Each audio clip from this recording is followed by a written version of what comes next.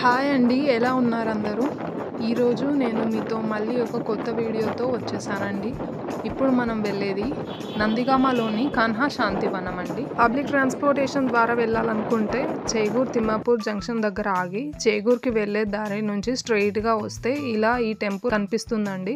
ఇలా శివాజీ విగ్రహం దగ్గర నుండి టెంపుల్ లెఫ్ట్ సైడ్‌లో స్ట్రెయిట్‌గా వెళ్తే మనకి ఈ ఆర్చ్ అనేది కనిపిస్తుందండి. ఇక్కడ మీకు పెద్దగా కన్హా శాంతివనం మెడిటేషన్ సెంటర్ అని కనిపిస్తుంది.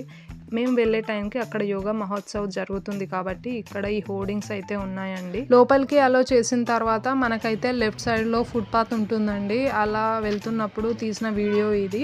మనకి ఫుట్పాత్ పక్కకే 2 వేస్ ట్రాన్స్పోర్టేషన్ కార్స్ వెహికల్స్ వెళ్ళడానికైతే వే ఉంటుందండి. సో మాకు ఇచ్చిన షెడ్యూల్ ప్రకారం అయితే మేము ప్రోగ్రామ్స్ అటెండ్ అయ్యాము. ఫస్ట్ అయితే డైరెక్ట్గా మాకు ఇచ్చిన డార్మిటరీకి అయితే వెళ్తున్నామండి. సో ఆ ఫుట్పాత్ దగ్గరికి కొంచెం వెళ్ళిన తర్వాత మమ్మల్ని అయితే బగ్గీలో మా డార్మిటరీకి తీసుకెళ్లారండి. ఈ సెంటర్ దాదాపు అరౌండ్ 1400 ఎకర్స్ లేదా ఇంకో ఎక్కువగానే ఉంటుంది కాబట్టి నడవడానికి అయితే చాలా ఉంటుందండి. సో మీ కన్వీనియన్స్ బట్టి మీరైతే సొంత వెహికల్ తీసుకొస్తారా లేదా ఇక్కడ ఇలాంటి బగ్గీస్ని యూజ్ చేసుకుంటారా చూసుకోండి.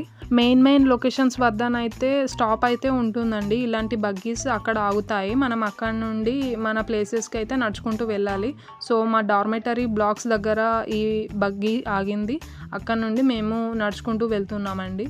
అకామిడేషన్ అనేది మనము ముందుగానే సెట్ చేసుకోవాలండి. అన్నీ మనం రిజిస్ట్రేషన్ చేసుకునే టైంలోనే ముందుగానే కన్ఫర్మేషన్ తీసుకోవాలి. సో మేము మా బ్లాక్లోకి అయితే వచ్చామండి. ఇక్కడ వ్యూ ఎలా ఉంటుందనేది నేను మీకు చూపిస్తున్నాను. సో లేడీస్కి అండ్ జెంట్స్కి అయితే సపరేట్గా ఉంటుందండి. మీకు ఎలాంటి ఇబ్బంది అయితే ఉండదు. మీకు అలాట్ చేసిన బెడ్స్ అయితే ఎవరిది వాళ్ళు వాడుకోవాలి. సో ఆ విధంగా మీకు ఏదైనా చిన్న డిస్టర్బెన్సెస్ రావచ్చు. కానీ అక్కడ హెల్ప్ డెస్క్ వాళ్ళతో మీరు సంప్రదిస్తే మీకు ఎలాంటి డిస్టర్బెన్సెస్ అయితే ఉండవు. సో మేమైతే మా లగేజ్ ఇక్కడ పెట్టేసి ఫ్రెష్ అప్ అయ్యి మా షెడ్యూల్ ప్రకారం నెక్స్ట్ ప్రోగ్రామ్ అయితే ఇంకో 2 అవర్స్లో స్టార్ట్ అవుతుంది. సో మేము చాలా దూరం ట్రావెల్ చేసాం కాబట్టి ఏదైనా ఫుడ్ తీసుకొని ఆ తర్వాత ప్రోగ్రామ్ని కంటిన్యూ చేద్దామని వెళ్తున్నాము.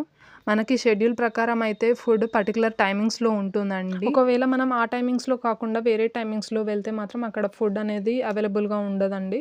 సో మనం సపరేట్గా వేరే క్యాంటీన్కి వెళ్ళి పే చేసుకోవాలి. పే చేసే హోటల్స్ వేరే దగ్గర ఉంటాయండి. మనకి ఫ్రీ మెస్ ప్రొవైడ్ చేసే క్యాంటీన్ వేరే దగ్గర ఉంటుందండి. సో అన్నీ మనం డైరెక్షన్స్ ముందుగానే చూసుకోవాలి. అక్కడక్కడ క్యూఆర్ కోడ్స్ అనేది పెడతారండి మనం లొకేషన్ చూసుకోవడానికి. ఒకవేళ అందులో ఏదైనా అర్థం కాకపోతే అక్కడ ఎవరిని అడిగినా కూడా దేనికి డైరెక్షన్స్ అయినా చెప్తారు. నేను ఈ వీడియో ఇక్కడితో ఆపేస్తున్నాను. నెక్స్ట్ పార్ట్ అనేది నెక్స్ట్ షార్ట్లో ప్రొవైడ్ చేస్తానండి.